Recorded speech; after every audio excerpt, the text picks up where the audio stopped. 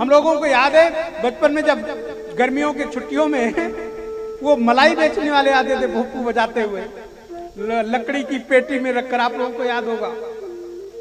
अब तो रूप बदल गया, अब तो साइकिल पर और ठेले पर और नाना प्रकार के। हम लोगों के समय में नारायण वो लकड़ी की पेटी में मलाई, दूध वाली मलाई, नारियल वाली मलाई, और वो मिलना भी बड़ी बात होती थी। तो नारायण बच्चों को बताया जाता था कि इस कमरे से एक भी दाना गायब नहीं होना चाहिए।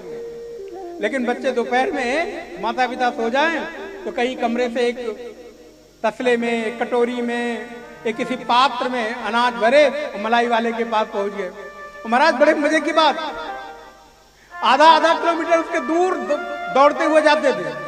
कभी कभी वो पता चला गांव के बाहर निकल गया तो एक दूसरे से पूछते थे कहाँ गया मलाई वाला। बोले वो निकल गया। दौड़ कर जाते, रुको रुको रुको। और नारायण उसको उसके झोले में अनाज डाला और उसके बदले में उसने एक कटोरे अनाज में 2 मलाई पकड़ा दी और उसको लेकर हम लोग चले आए। आज भगवान भी, एक फल बेचने वाली आई है, फल ले लो फल ले लो।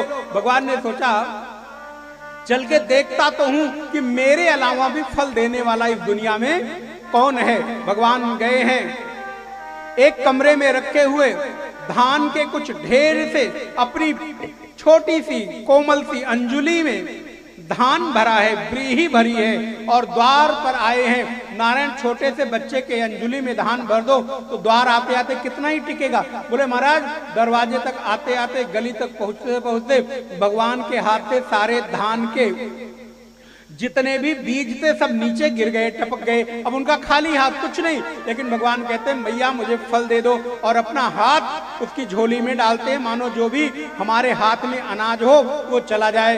मैया ने देखा फल बेचने वाली ने, ये नन्हा सा बालक आया है फल लेने के लिए, लेकिन उसके हाथ में कुछ है नहीं। उसके मन में न जाने क्या भाव आया और उसने भगवान कृष्ण की उस हथेली में अपने टोकरी से निकाल कर फल भरा है। और जैसे ही इधर भगवान के कृष्ण के हाथ में फल भरा, उसका जो टोकरी है, बर्तन है, धन धान्य से परिपूर्ण हो गया, सोने चांदी से भर गए। इसलिए नारायण आपके हाथों जो भी सत्कर्म हो जाए करते रहो, सत्कर्म करने में पीछे मत हो। कोई कर रहा हो तो उसको मना मत करो, भिक्षा देने में कभी पीछे मत रहो। इसलिए हमेशा दूसरे का सहयोग करने में आपको अत्यधिक लाभ मिलता है। भगवान सुखदेव कहते हैं परीक्षित, भगवान ने बड़ा सुंदर लीला की है, फलवाली को विभिन्न प्रकार के धन धान्य से भर दिया है। और वे वृंदावन कैसा है? बोले वृंदावनम परित्यज्य पाद में